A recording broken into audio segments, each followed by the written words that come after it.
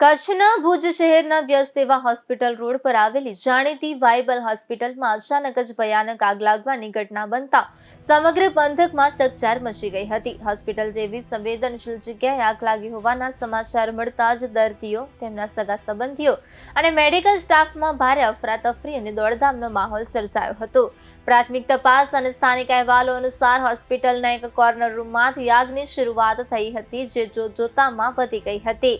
Fire ફાઇટરોએ તાત્કાલિક મોરચો સંભાળીને ચારે તરફથી પાણીનો મારો ચલાવ્યો હતો અને ખૂબ જ ઝડપી કામગીરી કરીને આગ પર સંપૂર્ણ કાબુ મેળવી લીધો હતો.